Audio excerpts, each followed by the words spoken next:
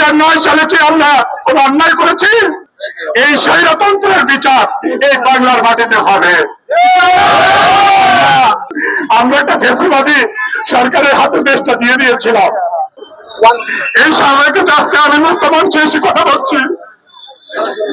শহীদ সাইদ ইয়ামিন যেখানে পানি বিক্রি করেছেন তাদের রক্তের উপরে এসে কথা বলছি।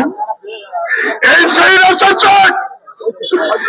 স্বৈরশাসক এমনই করে গেছে আমার স্টুডেন্ট ভাইদেরকে মেরে রক্তাক্ত করে দিয়ে জায়গা পায়নি, জায়গা চলে গেছে, গণভবন ঘিরে ফেলেছে। এই স্বৈরতন্ত্রের বিচার এই বাংলার মাটিতে হবে।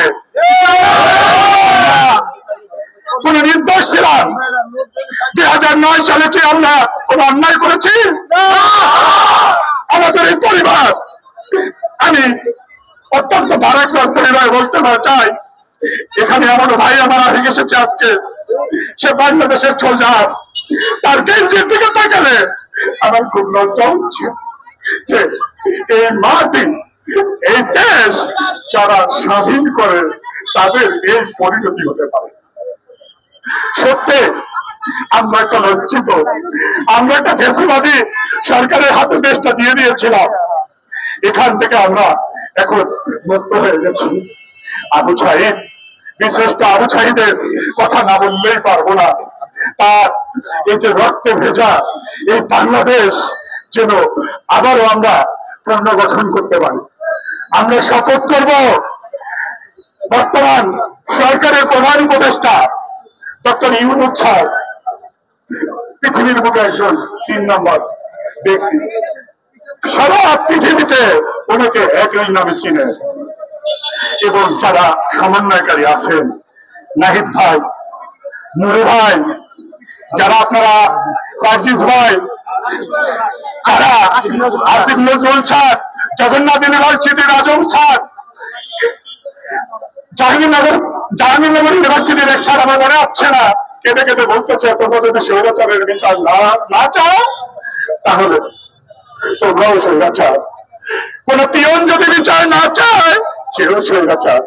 সেদিন আমরা দাঁড়াতে পারি নাই, আমাদের ভাইদেরকে রক্ষা করতে পারি নাই, কিন্তু পেরেছি। কবে পেরেছি? যখন এই বাংলাদেশের জনগণ চতুর্দিক থেকে জেগে গেছে, তখন থেকেই আমরা এই দেশকে আরেকবার স্বাধীন করেছি।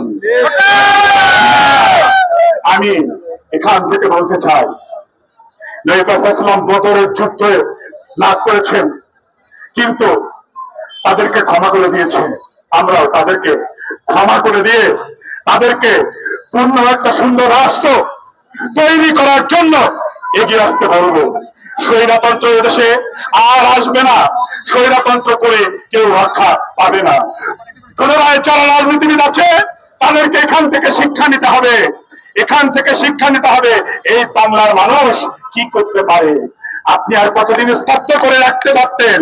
গণভবন থেকে পালানোর পথ আপনি পাননি, আপনাকে দেওয়া হয়নি সে সুযোগ। এই দেশের জনগণ বিচার নিয়েই ছাড়বে। আপনি কেন ভারতে, কেন আপনি বিশ্বের যে রাষ্ট্রেই থাকেন না কেন, আপনাকে ধরে এনে এই হত্যার বিচার করতে হবে। আমার প্রাণপ্রিয় ছাড়েরা, ৭৪ জন সেনা অফিসার, ৫৭ জন সেনা অফিসার, আমার বিডিআর এর কিছু অফিসার যারা জীবন দিল,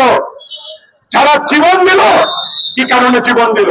কর্নেল গোলজার স্যারের সঙ্গে আমার চাকরি করার সৌভাগ্য হয়েছে। উনি ছিলেন দিনাজপুর সেক্টরের সেক্টর কমান্ডার। ওনার মতো ৪৪ অফিসারকে যারা এই বাংলার মাটি থেকে বিদায় করেছেন, আপনাদের সময় এসেছে